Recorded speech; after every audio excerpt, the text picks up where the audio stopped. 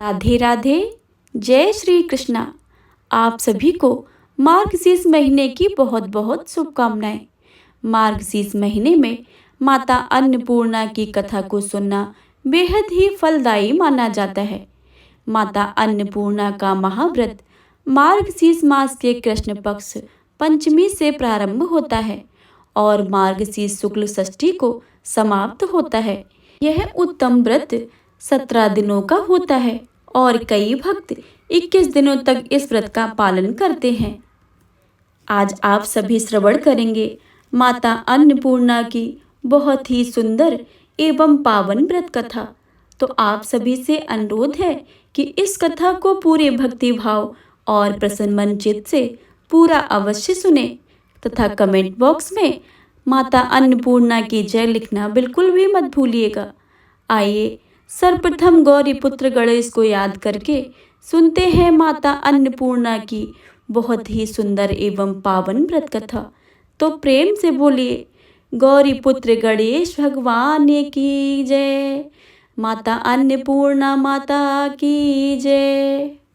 माँ अन्नपूर्णा माता के महाव्रत की कथा। एक समय की बात है, काशी निवासी धनंजय की पत्नी का नाम सुलक्षणा था। उसे अन्य सब सुख प्राप्त थे, केवल निर्धनता ही उसके दुख का एकमात्र कारण था। यह दुख उसे हर समय सताता रहता था। एक दिन सुलक्षणा पति से बोली, हे स्वामी, आप कुछ उद्यम करें तो काम चले, इस प्रकार कब तक काम चलेगा। सुलक्षणा की बातें सुनकर धनंजय के मन में बैठ गई और वह उसी दिन विश्वनाथ शंकर जी को प्रसन्न करने के लिए बैठ गया और कहने लगा, हे देवादिदेव विश्वेश्वर, मुझे पूजा पाठ कुछ नहीं आता है, केवल आपके भरोसे बैठा हूँ। इतनी विनती करके वह 2-3 दिन तक भूखा प्यासा बैठा रहा। यह देखकर भगवान शंकर ने उसके कान में अन्नपूर्णा अन्नपूर्णा अन्नपूर्णा कहा। इस प्रकार 3 बार कहा। यह कौन कह गया है? यही सोच में धनंजय पड़ गया कि मंदिर में आते ब्राह्मण को देखकर पूछने लगा, पंडित जी, अन्नपूर्णा कौन है? ब्राह्मणों ने कहा, तू अन्न छोड़ बैठा है तो तुझे अन्न की बातें ही सूझती हैं। जा घर जाकर अन्न ग्रहण कर। धनंजय घर आ गया, स्त्री से सारी बातें कही। वह बोली, नाथ, चिंता मत करो, स्वयं शंकर जी ने यह मंत्र दिया है, वे स्वयं ही खुलासा करेंगे। आप फिर जाकर उनकी आराधना करो। धनंजय फिर जैसा ही तैसा पूजा में बैठ गया। रात्रि में शंकर जी ने आज्ञा दी कि तू पूर्व दिशा में चला जा। वह अन्नपूर्णा का नाम जपता रहता और रास्ते में फल खाता जाता, झरनों का पानी पीता जाता। इस प्रकार कितने ही दिनों तक चलता गया। वहां उसे सोने चांदी सी चमकती वन की शोभा दिखने में आई। सुंदर सरोवर देखने में या उसके किनारे कितनी ही अप्सराएं झुंड बनाए बैठी थी। एक कथा सुनती और सब मिलकर माँ अन्नपूर्णा इस प्रकार बार बार कहती थी। यह अगहन मास का उजेली रात थी और आज से ही व्रत का आरंभ था। जिस शब्द की खोज करने वह निकला था वह उसे सुनने को मिल गया। धनंजय ने उसके पास जाकर पूछा कि हे देवियों, आप यह क्या करती हो?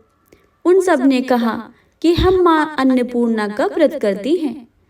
धनंजय ने पूछा, व्रत पूजा करने से क्या होता है? यह किसी ने किया भी है? यह कब किया जाता है? कैसा व्रत है और कैसी विधि है? मुझसे भी विस्तार में बतलाइए। वे कहने लगी, इस व्रत को सब कोई कर सकते हैं। 21 दिन तक लिए 21 गांठ का सूत लेना चाहिए। 21 दिन यदि ना बने तो एक दिन उपवास करें। यह भी ना बने तो केवल कथा सुनकर प्रसाद लें। निराहार रहकर कथा करें। कथा सुनने वाला कोई ना मिले तो पीपल के पत्तों को रखकर सुपारी या घृत कुमारी वृक्ष को सामने दीपक को साक्षी करके सूर्य, गाय, तुलसी या महादेव को बिना कथाएं सुने मुख में दाना न डालें। यदि भूल से कुछ पड़ जाए तो एक दिवस फिर उपवास करें। व्रत के दिन क्रोध ना करें और झूठ न बोले। धनंजय बोला, इस व्रत को करने से क्या होता है? वे कहने लगी, इसके करने से अंधों को नेत्र मिले, लूलों को हाथ मिले, निर्धन के घर धन आवे, बांझे को संतान मिले, मूर्ख को विद्या आवे। जो जिस कामना से व्रत करे, माँ उसकी इच्छा पूरी करती है। वह कहने लगा, बहनों, मेरे पास तो धन नहीं है, विद्या नहीं है, कुछ भी तो नहीं है। मैं तो दुखिया ब्राह्मण हूँ, मुझे इस व्रत का सूत दोगी? हाँ भाई, तेरा कल्याण हो, हम तुम्हें अवश्य देंगी। ले यह व्रत का मंगल सूत ले। धनंजय ने व्रत किया। व्रत पूरा हुआ। तभी सरोवर में 21 खंड की स्वर्ण सीढ़ी हीरा मोती जड़ी हुई प्रकट हुई। धनंजय जय अन्नपूर्णा अन्नपूर्णा कहता जाता था। इस प्रकार कितनी ही सीढ़ियां उतर गया तो क्या देखता है कि करोड़ों सूर्य से प्रकाशमान अन्नपूर्णा का मंदिर है। उसके सामने स्वर्ण सिंहासन पर माता अन्नपूर्णा विराजमान है। सामने भिक्षा हेतु शंकर भगवान खड़े हैं। देवंगनाएं चौर ढुलाती हैं। कितनी ही हथियार बांधे पहरा दे रही हैं। धनंजय दौड़कर जगदम्बा के चरणों में गिर गया। देवी उसके मन का कलेश जान गई। धनंजय कहने लगा कि माता, आप तो अंतर्यामिनी हो, आपको अपनी दशा क्या बताऊं? माता बोली, मेरा व्रत किया है, जा संसार तेरा सत्कार करेगा। माता ने धनंजय की जिह्वा पर बीज मंत्र लिख दिया। अब वह तो उसके रोम रोम में विद्या प्रकट हो गई। इतने में क्या देखता है कि वह काशी विश्वनाथ के मंदिर में खड़ा है। माँ का वरदान लेकर धनंजय घर आ गया। सुलक्षणा से सारी बातें कही। माता जी की कृपा से उसके घर में संपत्ति उमड़ने लगी। छोटा सा घर बहुत बड़ा गिना जाने लगा। जैसे शहद के छत्ते में मक्खियां जमा होती हैं, उसी प्रकार अनेक सगे संबंधी आकर उनकी बड़ाई करने लगे। कहने लगे, इतना धन और इतना बड़ा घर, सुंदर संतान नहीं तो इस कमाई का कौन भोग करेगा? सुलक्षणा से संतान नहीं है, इसलिए तुम दूसरा विवाह कर लो। अनिच्छा होते हुए भी धनंजय का दूसरा विवाह करना पड़ा और सती सुलक्षणा को सौत का दुख उठाना पड़ा। इस प्रकार दिन बीतते गए। फिर अगहन मास आया। नए बंधन में बंधे पति पत्नी ने सुलक्षणा से कहा कि हम व्रत के प्रभाव से सुखी हुए हैं, इस कारण यह व्रत नहीं छोड़ना चाहिए। यह माता जी का प्रताप है जो हम इतने संपन्न और सुखी हैं। सुलक्षणा की बातें सुनकर धनंजय उसके यहाँ आया और व्रत में बैठ गया। नई बहू को इस व्रत की खबर नहीं थी। वह धनंजय के आने की राह देख रही थी। दिन बीतते गए और व्रत पूर्ण होने में 3 दिवस ही बाकी थे कि नई बहू को खबर पड़ी कि उसके मन में ईर्ष्या की ज्वाला दहकने लगी। सुलक्षणा के घर जा पहुंची और उसने वहां भगदड़ मचा दी।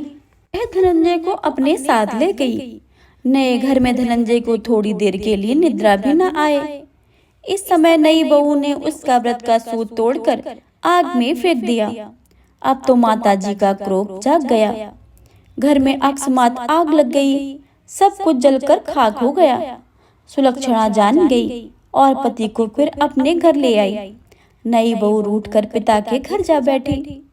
पति को परमेश्वर मानने वाली सुलक्षणा बोली, नाथ, घबराना नहीं, माता जी की कृपा अलौकिक है। पुत्र कुपुत्र हो जाता है, पर माता कुमाता नहीं होती है। अब आप श्रद्धा और भक्ति से आराधना शुरू करो, वे जरूर हमारा कल्याण करेंगी। धनंजय फिर माता के पीछे पड़ गया। वहीं वह सरोवर सीढ़ी प्रकट हुई।